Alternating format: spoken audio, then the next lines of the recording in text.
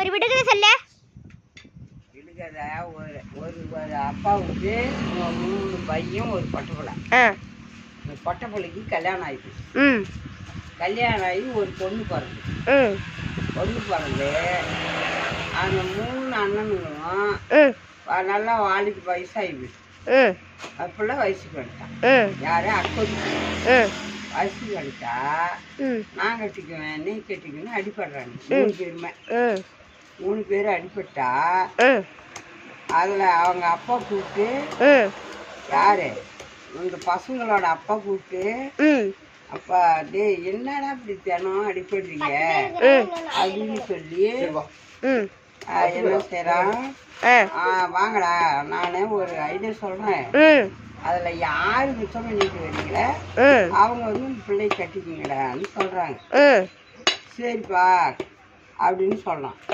3 பேர்த்துக்கு 300 ரூபா கொடுக்குறான். ஒவ்வொருத்தருக்கு 100 ரூபா 300 ரூபா கொடுக்குறான். 300 ரூபாயை எடுத்துக்கிட்டு ஒரு ஊருக்கு போறானுங்க. ஊருக்கு போனா அங்க அழகான பொண்ணுன்னு 3 பேர் இருக்கிறானுங்க. டேய் அவன் என்னடா ஒருத்தி தானே இங்க வர்ற 3 அழகா இருக்கிறாங்க அப்படின்னு அந்த பெரியவன் சொல்றான். யாருக்கிட்ட தம்பிங்க கிட்ட 2 பேர்த்துக்கிட்டையும் தம்பிங்க 2 பேர்த்துக்கிட்டையும் சொல்லிவிட்டு சரிடா அப்படின்னு சொல்ற மாதிரி கேட்கலான்னு 3 பேரும் இந்த ரிஷி இந்த பொம்பளைங்கிட்ட போய் நைட்டு தங்கிடுறாங்க. 300 ரூபாய்க்கு கொடுக்குறாங்க. ஆளுக்கு 300 ரூபா தங்கிட்டு விடிஞ்சா போங்கடா எங்கேங்கடா வைக்கிறீங்கன்னு அந்த பொம்பளை துறக்குறாங்க. அந்த 3 பசங்களையும் துறக்கிறா. ஐயோ நம்ம அப்பா 300 வேலை யாரு மிச்சம் காசு பண்ணிட்டு வரீங்களா அவனுக்கான பொண்ணு அக்கௌண்ட் பிள்ளை கொடுக்குறேன்னு சொன்னாரு.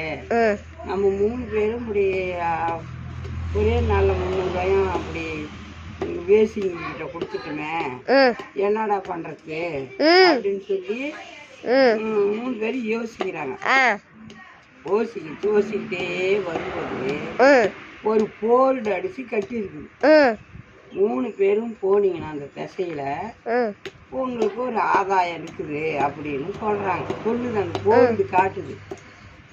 காட்டும்போது ஏய் வாடா செத்த யாரும் மாட்டேங்கிறாங்க பயந்துருக்கு. அங்கேயும் ஒரு விஷயம் அந்த விஷயம் என்ன பண்ணுது சாப்பிட்டு நம்மளா போகக்கூடாதுன்னு ஜனங்க ஒருத்தர் கூட பயந்துக்கிட்டு அந்த ரிஷி இடத்துக்கு போக மாட்டேங்கிறாங்க. சரி நம்ம செத்தாலும் சரி பணத்தையும் 300 ரூபாய்க்கு செலவு பண்ணிவிட்டோம். செத்தாலும் சரி பொழைச்சாலும் சரி அந்த இடத்துக்கு நம்ம போகலாம்டா 3 பேரும் பிரிஞ்சு போகலாம் அப்படின்னு சொல்லி பெரிய அண்ணன் ஃபஸ்ட்டு இடத்துல போகிறான். நடு அண்ணன் நடுத்த இடத்துல போகிறான். கடைசி இடத்துல போகிறான். போகும்போது ஒரு ரிஷி உக்காந்துருக்குறா.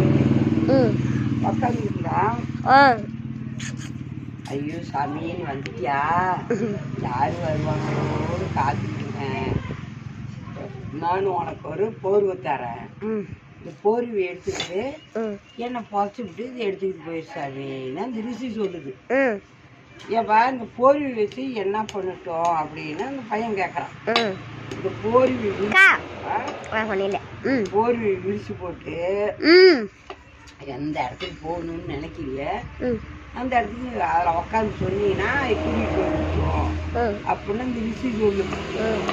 அப்படியா சரி எங்கள் நடுத்தம்பிக்கிட்ட கொண்டு போய் விடு. அந்த ரிஷியை புதைச்சி விட்டு எங்கள் நடுத்தம்பிக்கிட்ட கொண்டு போய் விடுன்னு உட்காரான் அந்த பெரிய அண்ணன். உட்காரும்போது கொண்டு போய் நடுத்தம்பிக்கிட்ட விட்டுரு. நடுத்தம்பி அதுக்குள்ளேயே அவன் அந்த ரிஷிக்கிட்ட நீ வந்து ஒரு பூத கண்ணாடி தரேன். உங்கள் குடும்பத்தில் உங்கள் வீட்டில் யாராவது என்ன நடக்குதுன்னு நீ பார்க்கலாம்டா சாமி, இது எடுத்துக்கிட்டு என்ன புதைச்சி விட்டு போயிடு அப்படின்னு சொல்லுது. அப்ப சரி நான் அதை எடுத்துக்கிட்டு நின்றுக்கிட்டு இருக்கிறான். அண்ணன் நடுத்தம்பிட்டு கொண்டு போய் விட்டுன்னு வச்சுட்டு விரிச்சு போட்டு சொல்றான்ல உடனே நடுத்தம்பிட்டு விட்டுருது. நடுத்தம்பிட்டு விட்டுதா மறுபடி சரி அண்ணா எனக்கு வந்து நம்ம ஊரில் என்ன நடக்குது அதை பூத கண்ணாடியில் வச்சு பார்த்தா சொல்லு எல்லாம் தெரியுன்னு சொல்லுது. சரி இருக்கட்டும்டா, நம்ம கடைசாங்கிட்ட போயிடலாம், 3 பேரும் ஒன்றா சேர்ந்துக்கலாம். சேர்ந்துக்கிட்டு அங்கே என்ன நடக்குது, நம்ம ஊரில் என்ன நடக்குதுன்னு பார்க்கலான்னு கடைசாங்கிட்ட போகிறாங்க. கடைசாங்கிட்ட போனால் ஒரு சொம்பு தருது. ஒரு சொம்பும் ஒரு பூசு பேரம்பும் கொடுக்குது. அந்த இந்த விஷயம் என்ன ஆகுது, அந்த செத்த பொண்ணை தண்ணி தெளிச்சு பூசு பரம்பரை கட்டினீங்கன்னா உயிர் வந்துடும். இதை எடுத்துக்கிட்டே அந்த பொசுக்கு போயிருப்பாங்க. அந்த ரீசன் சொல்லி அந்த கடைசானுக்கு கொடுக்குது. சரி கண்ணாடியை வச்சு பார்க்கலாம். நடுவில் பார்த்தா ஐயோ நம்ம அக்கா பிள்ளை செத்து போயிட்டாடா, நாம 3 பேரும் இல்லைன்னு சொல்லி மருந்து குடிச்சுட்டு செத்து போயிட்டா அப்படின்னு சொல்லி நடுவில் அவன் சொல்றான். அப்படியா, சரி நாம அந்த சேரு பூசி வைக்கிறதுக்குள்ளேயே நான் கொண்டு போய் விட்டுறேன்டா அப்படின்னு சொல்லி பெரியவங்க விரிச்சு போட்டு சேரு பூசுறதுக்குள்ளே கொண்டாந்து விட்டுறாங்க.